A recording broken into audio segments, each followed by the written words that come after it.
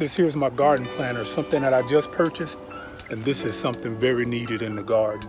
Now, this is my second year of gardening, going into my third year, and something that I've always been weak in, and that's writing things down. So this garden planter is going to be a big help to me going into the 2023 growing season, and I'm going to use this thing. But what I want to do today is take you on a tour of the garden and show you a few things that I have going on here in the month of December. We've come so far since we began this love. Been through the trenches, seen so many ups and downs, like we barely even touched the ground. I love you more each day, and I pray I can push my ego out the way, let you know it'll be okay. Yeah. Right here we have our Georgia collards. Now I grow these year round. We had maybe 2 or 3 weeks where the weather had dropped down into the high 20s and the low 30s, and all that does is make these babies a little sweeter. So those Georgia collards, again, I grow them all year long. And you might ask, well, why do I grow them all year long? Because they're actually a little bitter and tougher during the summertime. I like growing them during the summertime for the exact reason why people don't like growing them during the summertime. The insects love these. So I basically use them as a catch crop. And when I say catch crop, I mean the crop that draws in the insects that you don't want on your good crop. And this way the damage is pretty much isolated in this area here. And what that does is it actually makes the plant stronger. So when they go to seed, they've gotten used to all the ups and downs of the climate. And when you go to replant the seeds that came from these plants, they're actually a lot better acclimated to your area, and they should grow a lot better in the conditions of your environment. Here we have some pansies. Right here I have some white and some yellow. And pansies are great for growing during the wintertime. The only negative with the pansies is the slugs do like them. So that's one of the reasons why you don't see me putting the pansies in any of my beds, because it does have a tendency of attracting slugs. Now here you have a Dusty Miller. Now these were put in maybe 2 weeks ago when we had a small break in the weather, and now they're coming along pretty well. Now here's another of my favorites here in the garden. These are my early cabbage. Now, a lot of people ask me the question of where do I get these nettings from, but you can find them pretty much on Amazon or anywhere. They're called fruit net bags or garden fruit bags, but these have done a very good job in protecting my cabbage. Now the reason why I only have these over the cabbage, and that is for me personally, cabbage has been one of the things where if I were to get aphids or any slugs, they're harder to get to on the cabbage once the head starts to form. So I like to have as much protection as possible with my cabbage. And the rest of the stuff I kind of let fend for itself. Now, as with anything, nothing is foolproof. So every now and again, I will get aphids in there. How to get in, that's a good question. But I'll go in and take the nets off every so often, just as I'm doing now. And I'll come in and do a close inspection of the plants. There are no insects on here at all. And these babies are doing really good. There's more up under there.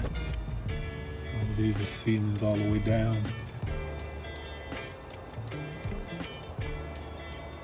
I am getting into the habit of succession planting, and that's what that garden planter is going to help me do also, and that's being a little more consistent with the things that I've done that work and eliminating the things that didn't work. Last year when I grew my cabbage, I ran into the problem of not having enough storage space to keep it all. So that was a lesson learned on why I should be succession planting, and that I'm doing.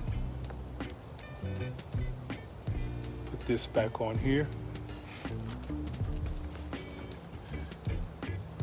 Now right here is one of my favorite beds.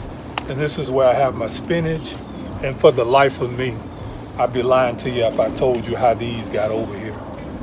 I don't know if I had some collard seeds mixed in with them, but these are obviously collards. I don't know what kind of collards, because they're definitely not my Georgia collards. But at any rate, they're gonna eat just as well. So let's see here. I'm gonna bring you in a little closer. For some people, spinach can be a little hard to germinate. So what I like to do is prime my spinach seeds before I plant. Now it's a very simple process, but something that a lot of people just are not familiar with. and something that I always do with spinach seeds.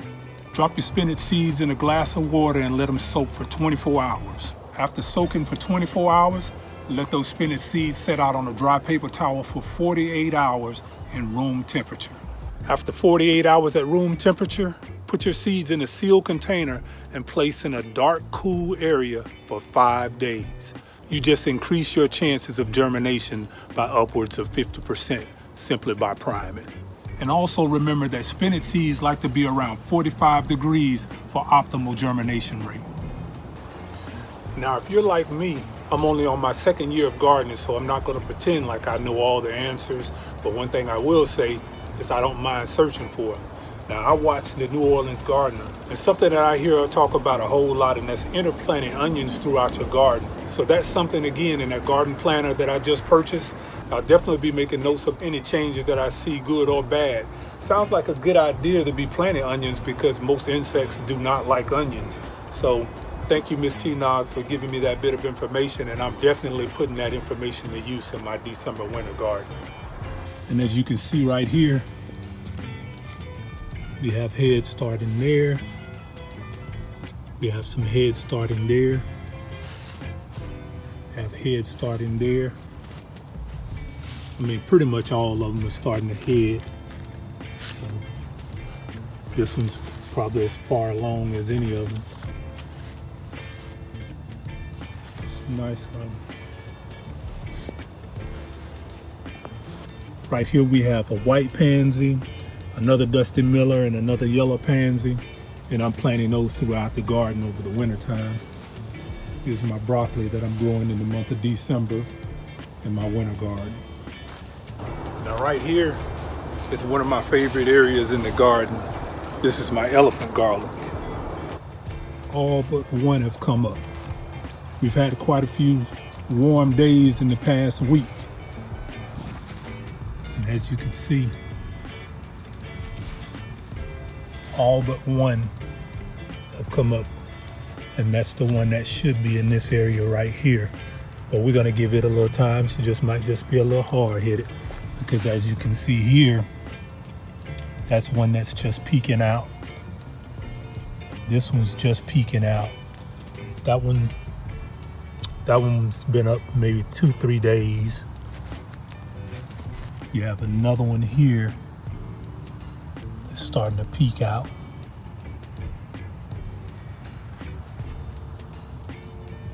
That one's been out for a day. There's another one that's been out for a day. Here's another one that's just starting to peek out. There's another one that's peeking out. So we're gonna, you see that one's been out for about 2 days. So as I was telling you when I was planting this, and I was putting all those soil amendments in, and some may have thought it was overkill, but these are elephant garlic. And what I am planning on doing at some point is being able to market these things. And I want them as big and as healthy as I possibly can get them. And this is just one of the 3 beds that I have with the elephant garlic. I have 2 on the back side of my property, and those other 2 beds are mainly just workhorses. They're not for the show side of the garden. At this point, my elephant garlic is growing better than planned. I want to send a special thanks to Dave up in North Georgia, who provided me with these elephant garlic and given me the playbook on how to raise elephant garlic. Now right here, this is another one of my favorites. Look at how beautiful that is. Now they did take a good beating when that cold came through, and that set in for about 3 weeks. And while the sugar snap peas can tolerate a little cold, they do not like anything on the freezing side of temperatures. And there's another one starting to form there. So she's still putting out. I'm not gonna give up on her. Still putting out beautiful flowers. And even when I took you over around to the other side, look at that. Beautiful pea pod.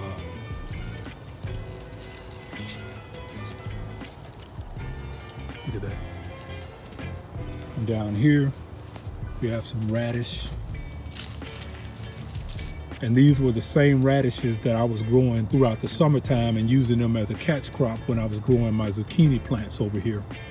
You might ask, well, why haven't I harvested these? They'll grow here all winter long. They're gonna go to seed as soon as that heat hits them. And that's part of my plan of becoming more self-sufficient and being able to grow with my own seeds. Take you over here, we got a little yarrow, and it made it even down to those 30 degrees. I did not know these things would live in that kind of temperatures.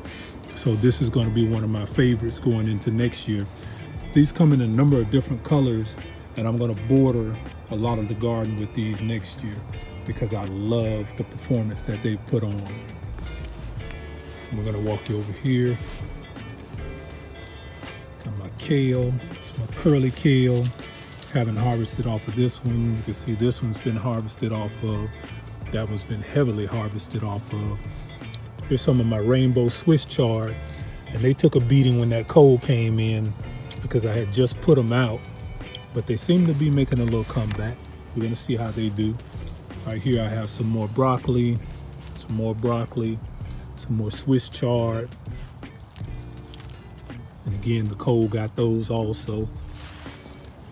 Some more flowers. So I'm trying to keep a little, just bring a little color out here. Some more flowers down there. And we have some more broccoli here, some more broccoli there. Swiss chard, these did a lot better than the other ones. So we're looking good there. Some more curly kale that we've been harvesting off of. Some more curly kale we've been harvesting off of. More curly kale we've been harvesting off of. Here's some more Swiss chard. And right here, I'm gonna have to back off it a little bit. This is one of my blueberry bushes that I put in last year. And you remember, if you wanna go back and watch the video on the planting medium that I used on these, then you'll see just how large they've grown since I put them in earlier this year. And some of them are losing their leaves, which is normal. It's that time of the year. This is that pink lemonade. And she is about 4 feet tall now. And she was only maybe a foot tall earlier this year. Losing a leaf, but again, that's normal. But look at the buds. All these babies got buds on them. That's what we want to look for. Look at all the buds on there. All the buds. All these babies got buds everywhere. This one, I'm gonna call this a super blueberry bush, and this is where I'm gonna be getting most of my cuttings from. This thing won't stop making blueberries. Look at the size of these buds. That's ridiculous. Looks more like a rose bush. Look at this. I mean, that's crazy. And again, this thing has been producing on and off all year. And I lost my label. Over here we have some romaine lettuce. 3 heads there. Got some strawberries. I did a short earlier this year, and that short's doing very well on how to cut those runners to produce bigger berries. And as you can see, it's December, and this thing's still putting off berries. So we're gonna have to clean this bed up. You can see flowers still coming in and winterize it a little later. Have some more romaine lettuce here. Look how beautiful these things are. It's beautiful. How beautiful those are.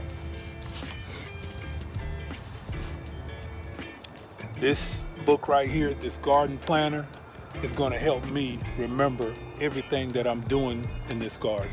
This garden plan is going to help me remember everything that I'm doing right and the things that I'm doing wrong in the garden.